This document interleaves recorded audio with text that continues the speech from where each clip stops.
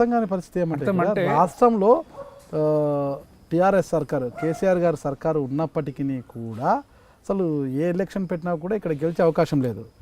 నేను తప్పితే ఇంకెవరు గెలవరు ఆ పరిస్థితి. కానీ కాంగ్రెస్ పార్టీ నుంచి విజయం సాధించి మీరు ఇది ఎలా సాధ్యమైంది? అసలు నామినేషన్ వేసిన నాడే డిసైడెడ్ అన్నమాట, ఒకటి టీఆర్ఎస్ గెలుస్తుంది, ఒకటి కాంగ్రెస్ గెలుస్తుంది అనేది.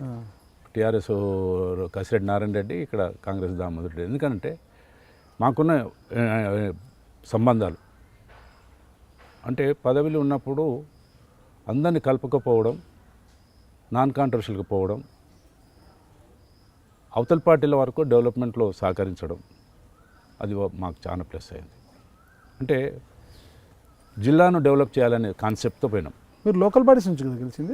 Local bodies. టీఆర్ఎస్ మెజార్టీ ఉంది కదా లోకల్ బాడీస్లో, ఉమ్మడి మహబూబ్నగర్ జిల్లాలో ఉన్నది. వాళ్ళిద్దరు నిలబడ్డారు, మేము ఒక్కరు నిలబడ్డాం. ఓకే.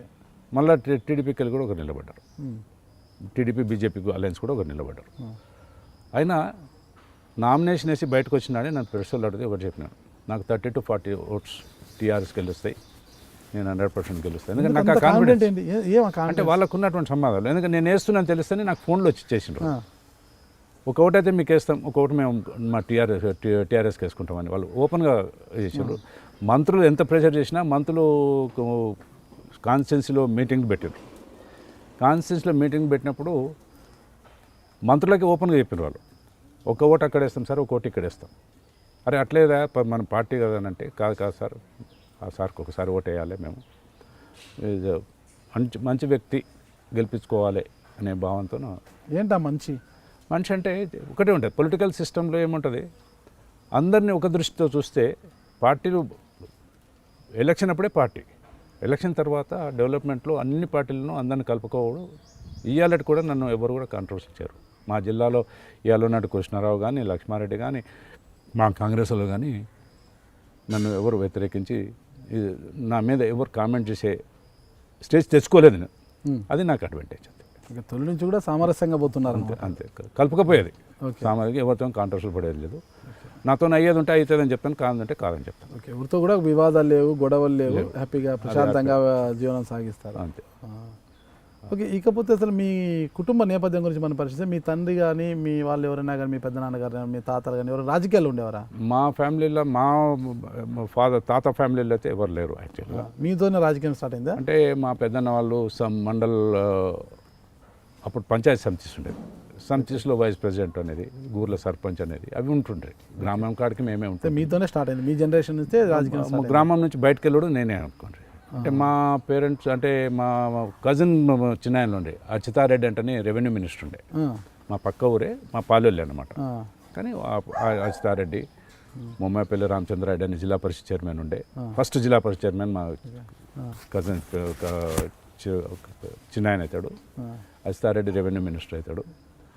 ఒక ఆయన జనార్దన్ రెడ్డి ఎంపీ ఉండే, ఎమ్మెల్సీ ఉండే. ఆయన వాళ్ళంతా మాకు మా గ్రాండ్ ఫాదర్స్ చేంజ్ అన్నట్టు వాళ్ళు ఉండ్రి. మేము మా ఫ్యామిలీలో ఎవరు లేవు. ఫస్ట్ టైం నేను పొలిటికల్. మీరు ఎందుకు రాజకీయాల్లో ఆసక్తి చూపించారు? మీరు రాజకీయాల పట్ల అసలు ఎందుకు ఆసక్తి? అసలు యాక్చువల్గా మా ఫాదర్ 75లో చనిపోయాడు.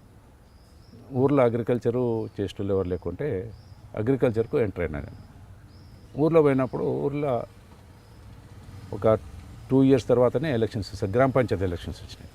అనుకోకుండా అసలు పాలిటిక్స్ అంటేనే ఎజిటేట్ చేసేటోని అనుకోని విధంగా ఊరంతా ప్రెషర్ చేసి సర్పంచ్కి నిలబెట్టాడు. సర్పంచ్ గెలిచినాము. ఇది 81. దాని తర్వాత 81లో అప్పుడు పంచాయతీ సమితిస్ లోకల్ బాడీస్లో పంచాయతీ సమితికి మళ్ళీ వైస్ ప్రెసిడెంట్ నిలబెట్టినారు. మా పంచాయతీ సమితి నాగరికర్నూలు ఎస్సీ రిజర్వ్ అయితే కిరణ్ కుమార్ అని ప్రెసిడెంట్గా గెలిచిండు మహేంద్రనాథ్ మీద.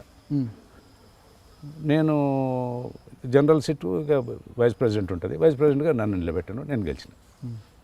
అట్లా పొలిటికల్ ఎంట్రీ అయింది నాకు.